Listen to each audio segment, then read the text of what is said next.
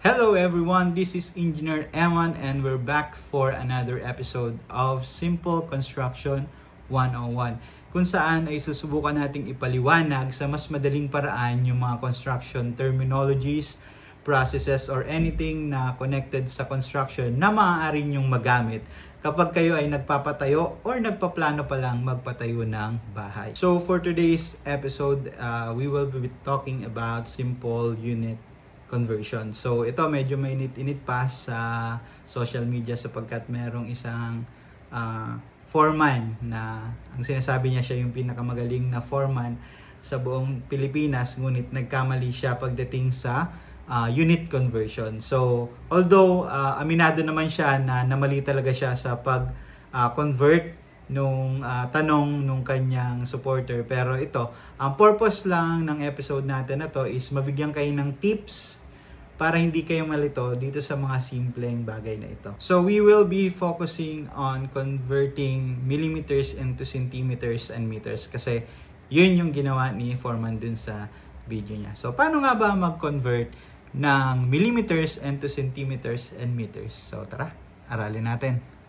So ito yung tanong ng isa sa supporter ni pinakamagaling na foreman sa buong Pilipinas. So pinapa-convert nila si millimeters into centimeter at saka meter. So ang ginawa ni pinakamagaling na foreman, gumamit siya ng shortcut method in which dito ang minumove lang natin is yung decimal places. So sabi ni pinakamagaling na foreman, from 1750 millimeter, kapag i-convert natin siya into centimeter, mag-move lang daw tayo ng isang decimal place. So that's why nag-come up siya sa 175 centimeter.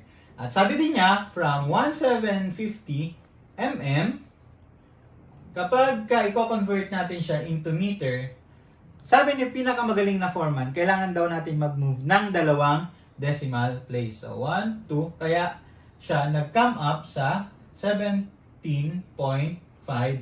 meters. So, check natin kung tama ba itong sagot ni pinakamagaling na foreman. Ngayon, aside from being an engineer, ay isa din akong guro. At kung ako ang tatanungin, sa ganitong paraan ko siya ipapaliwanag. So, for example, wag na tayong lumayo, 1,750 millimeter. So, 1,750 mm. I-convert natin siya into centimeter. So, ang gagawin natin, syempre, ilagay natin si cm sa numerator. And then, ito, kailangan niyang ma-cancel. So, ilagay natin siya sa denominator. And then, proceed tayo sa table of conversion. So, mm, 1,000. cm, 100. So, ayan. So, base sa ating equation, maka-cancel na si millimeter. So, magka-come up tayo sa sagot na cm. And 1,750 times 100 divided by 1,000 is equal to 175 centimeter. So, proceed naman tayo sa pag-convert ng millimeter into meter. So, 1,750 mm. I-convert natin daw siya into meters. So, ilagay natin dito si meters, and then sa denominator or nasa baba, ilagay natin si mm para makancel sila.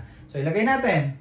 Si mm is 1,000, si meter is 1. So, cancel si mm. Ang matitirang units na lang is meter. So, i-multiply natin. 1,750 times 1 divided by 1,000, magiging sagot natin is 1.75 meters. So, based dito, makikita natin na dito nagkamali si pinakamagaling na foreman. Ito guys, ito yung academic approach. And siguro yung iba sa inyo, mas gusto yung mas madali. So, ito nga, sabi ko kanina, ito yung shortcut version nitong process na ito. Ngunit ang problem dito is nakakalito talaga siya kung ilang beses mo bang i-move yung decimal point. Kagaya nga ng nangyari kay Foreman Vincent. So, paano nga ba tayo hindi malilito kung ilang movement ang gagawin natin kapag tayo ay nagko-convert? So, proceed tayo sa pag-convert ng 1 750 mm into centimeter. Okay? So, tingnan natin sa table of conversion, mm to cm. So, mm into cm. So, i-mark lang natin yung magkapareho dun sa millimeter and centimeter. So, as we can see, meron pang natitirang isang 0. Okay? So, ilagay natin isang 0.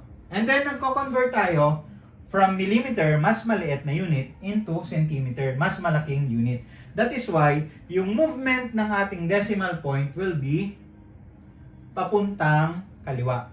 So, from here, mag-move daw tayo ng isa.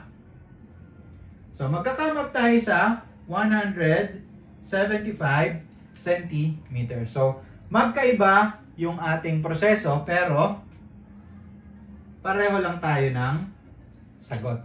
Okay, so gawin naman natin yung 1,750 mm. Let's try to convert it into meters. So, tingnan natin sa conversion table. Meron tayong millimeter, meron tayong meter. So, i-mark lang natin yung magkapareho dun sa dalawa, which is yung 1. And we can see, kay millimeter, which is yung kino-convert natin, meron pang natitirang 1, 2, 3. Tatlong 0. So, ilagay natin dito, 3. Nagko-convert tayo ng millimeter, mas maliit na unit, into meter, which is mas malaking unit. Kaya, ang movement ng decimal places natin is pakaliwa. So, ibig sabihin, kailangan natin mag-move ng 3 beses pakaliwa. So, i-move natin from here, 1, 2, 3. Magka-come up tayo dyan sa 1.75 meters. So, ayan, kung makikita natin, iba ng proseso, pero same lang ng sagot. So, ayun guys, so sana kahit paano meron akong na-share sa inyo na tips kung paano nga ba mas madaling mag-convert ng millimeters into centimeters or millimeters into meters na maaari nyong magamit. Siguro, nalito lang din si Foreman Vincent, ang pinakamagaling daw na foreman sa buong Pilipinas. Kaso nga lang, ayun. So, by sharing yung maling information, maaaring maka-apekto ito dun sa mga nakakapanood. So, ayun lang. Again, to clarify, this is not to hate.